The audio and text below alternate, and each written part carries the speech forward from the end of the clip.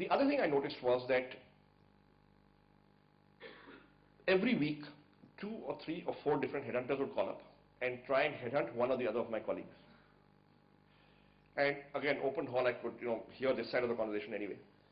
So they put the phone down, and my colleague would say, "Hey, this guy called up. Yeah, there was this job going," and And I noticed that every time it was a different headhunter calling about a different job in a different company, and these jobs are never advertised. So I figured that what appears in print is the tip of the iceberg. There's a much larger market below the surface. So actually there's a very large database out there of jobs, but it's highly fragmented. 3, 4 briefs with every headhunter. There are tens of thousands of companies. And jobs are a high interest category of information. And if somebody were to put this data together, can keep it live and current, it'll be a powerful product because jobs are a high interest category of information. Now this is the insight I had. I didn't know what to do with it. But the point I'm making is that, as PG said, the best ideas are in front of us. They're in the ether. They're all around us. It's a question of recognizing them. There were 10 of us in that hall. We all saw everybody read Business India backwards. Only I joined the dots and got a business idea out of it. Okay. The point is that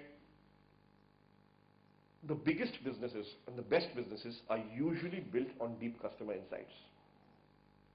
If you know your customer well and you have deep insights about what the customer needs or wants, right, chances are you will build a better business than otherwise.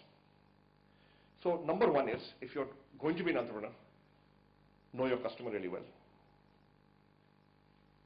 The second is, you've got to solve an unsolved problem. If the problem is already solved, there's no reason for me to buy a product, because it's not solving an unsolved problem. PG talked about innovation.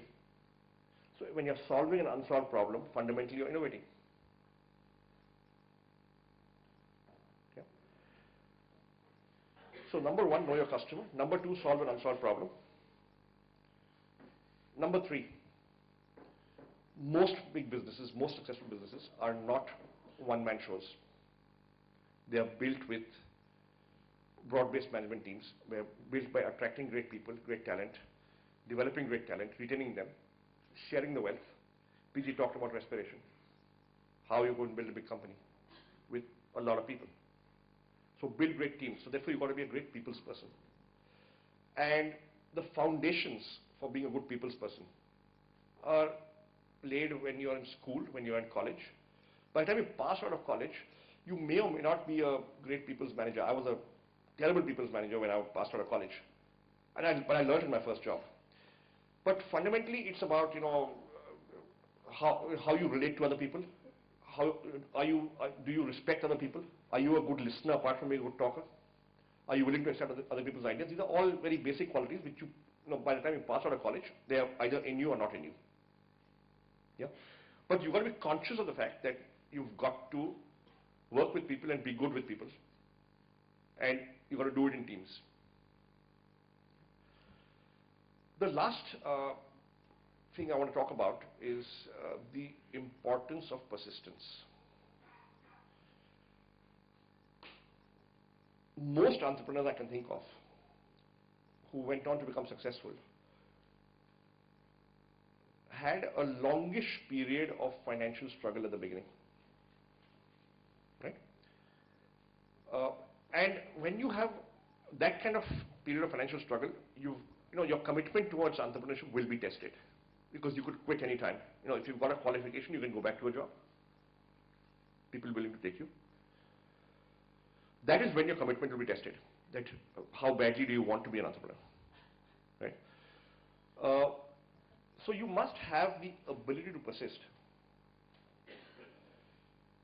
It took us 10 years to raise venture capital. It took us 13 years to say, okay, we are financially successful. Before raising venture capital, I could have quit any time and gone back to a job. I would have been a failed entrepreneur. So I'll sign off with one thought, which is that you're not a failed entrepreneur until you quit. You're simply not successful yet. Thank you.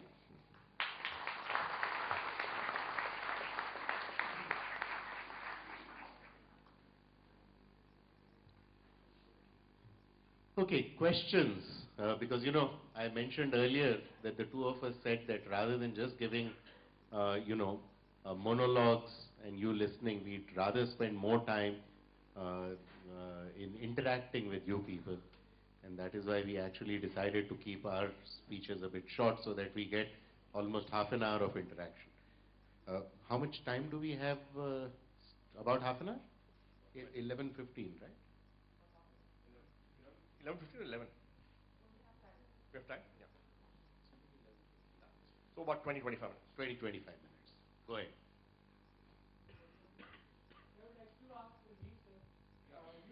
There's a mic behind you. Yeah. Sir, I'm Anshul. I'm from Delhi Technological University.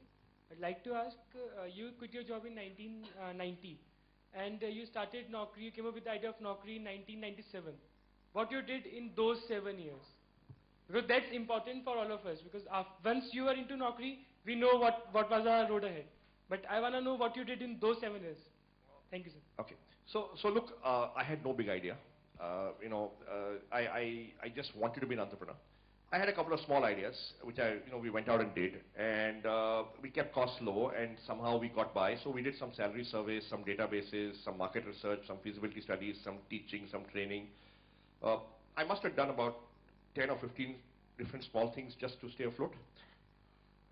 As far as I was concerned, being an entrepreneur was an end in itself.